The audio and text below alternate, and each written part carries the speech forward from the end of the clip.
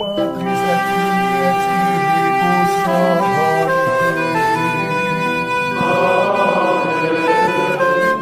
Dominus vobiscum.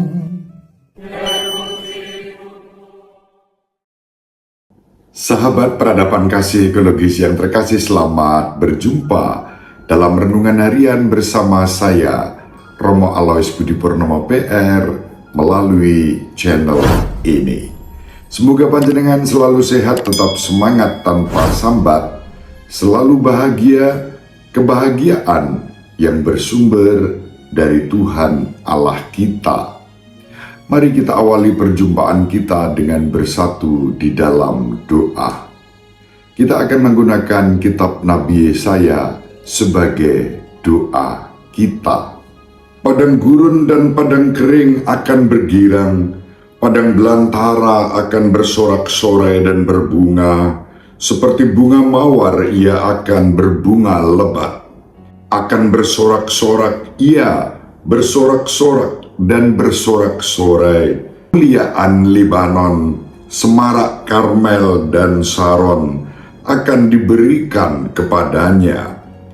Orang akan melihat kemuliaan Tuhan semarak Allah kita. Kuatkanlah tangan yang lemah lesu dan teguhkanlah lutut yang goyah. Katakanlah kepada orang-orang yang tawar hati, kuatkanlah hatimu, janganlah takut. Lihatlah, Allahmu akan datang dengan pembalasan dan ganjaran. Ia sendiri datang menyelamatkan kalian. Pada waktu itu, mata orang-orang buta akan diculikkan, dan telinga orang-orang tuli akan dibuka. Pada waktu itu, orang lumpuh akan melompat seperti rusa, dan mulut orang bisu akan bersorak-sorai, sebab mata air memancar di padang gurun dan sungai di padang belantara. Tanah pasir yang hangat akan menjadi kolam, dan tanah kersang menjadi sumber-sumber air. Di tempat serigala berbaring akan tumbuh tebu dan pandan.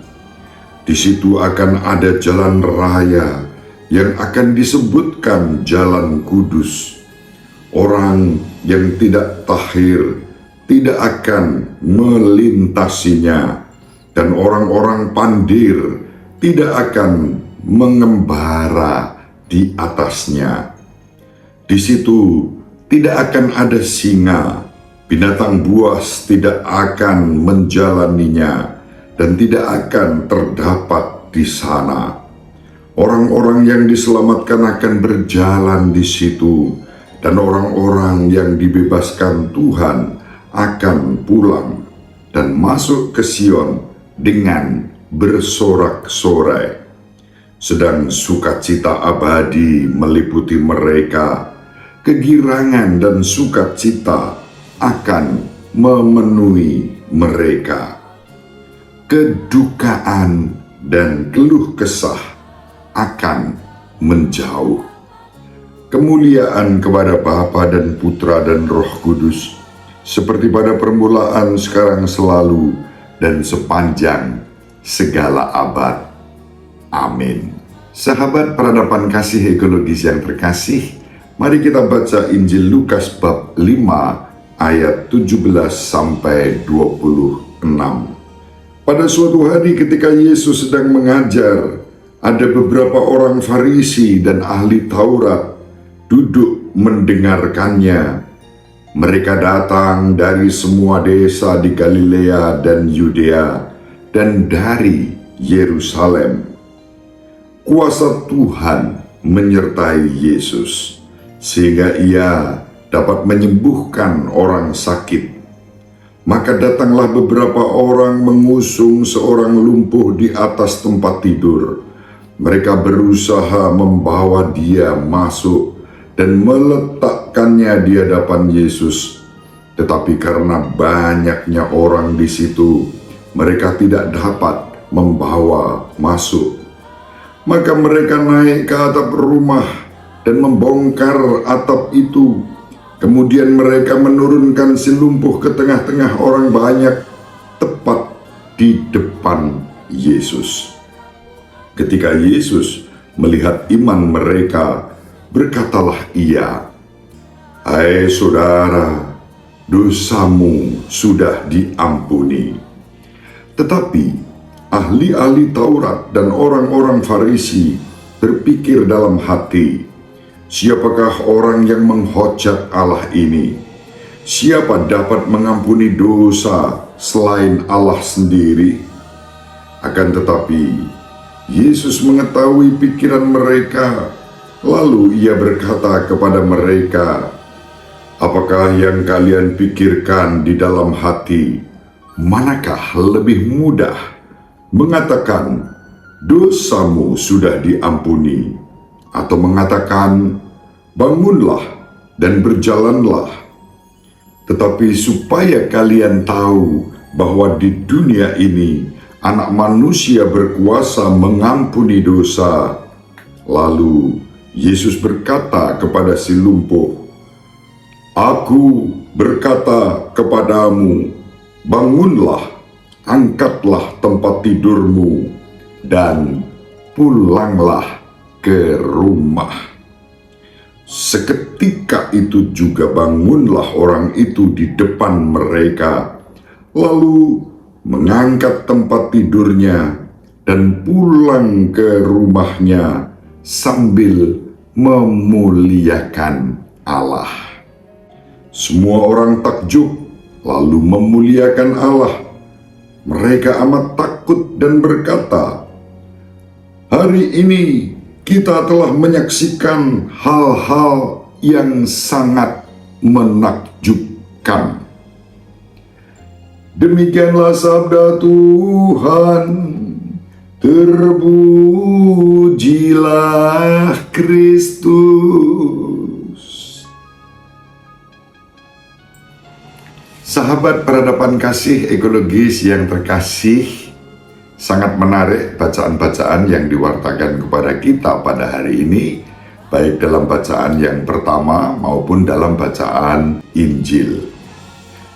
Bacaan pertama yang dikutip dari kitab Nabi Yesaya yang menubuatkan tentang keadaan ideal yang ditandai Shalom dan Jalan Kudus digenapi oleh Yesus sebagaimana diwartakan di dalam Injil. Nabi Yesaya di dalam bacaan yang pertama menyampaikan nubuat bahwa keadaan yang damai sejahtera, yaitu keadaan shalom, akan terwujud. Keadaan yang shalom, damai sejahtera, ditandai dengan hidup yang rukun, yang damai, yang harmonis, semua saling menopang dalam keadaan baik adanya. Bahkan hal-hal yang tampaknya mustahil pun terjadi. Dikatakan serigala, singa, simbol-simbol keganasan dan kebengisan itu menjadi sumber sukacita, membawa kebahagiaan, membawa kerukunan dan persaudaraan.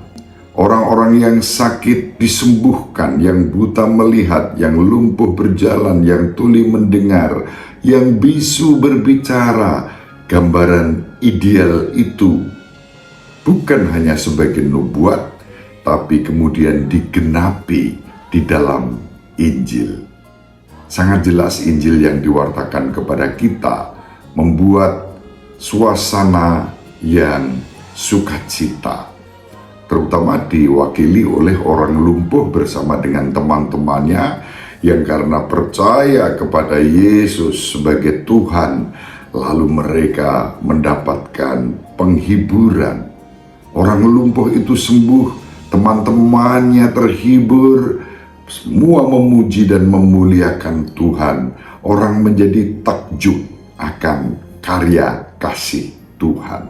Nubuat Nabi Yesaya yang mengatakan bahwa rakyat akan bersorak-sorai digenapi melalui peristiwa sembuhnya orang lumpuh yang melompat laksana rusa dan memuliakan Allah, memuji dan memuliakan kasih kerahiman Allah, membuat banyak orang lain takjub. Sahabat peradaban kasih ekologis yang terkasih, menyambut Natal kita dipanggil untuk menjadi tanda damai sejahtera di dalam kehidupan kita. Selalu ada karya baru bagi Allah yang mengubah keadaan-keadaan menjadi lebih baik, meskipun tidak masuk di akal kita, tidak masuk di pikiran kita. Mungkin kita menjadi seperti orang-orang Farisi yang ragu-ragu dan mempertanyakan kemungkinan-kemungkinan itu. Namun Yesus memberikan bukti kebenaran itu. Yesus yang tidak lain adalah jalan kudus Allah yang bersabda, "Akulah jalan, kebenaran, dan hidup."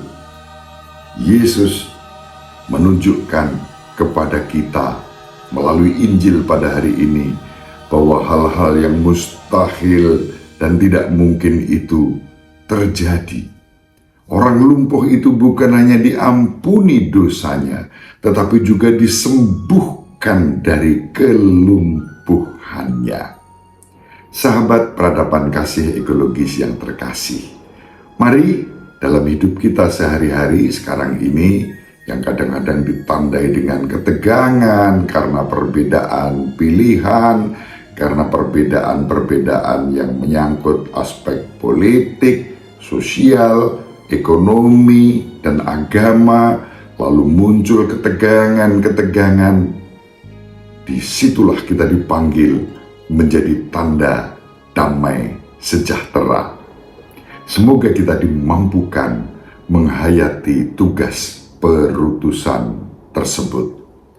Ibu Maria selalu mendoakan kita Bapak Yosef merestui kita dengan keheningannya.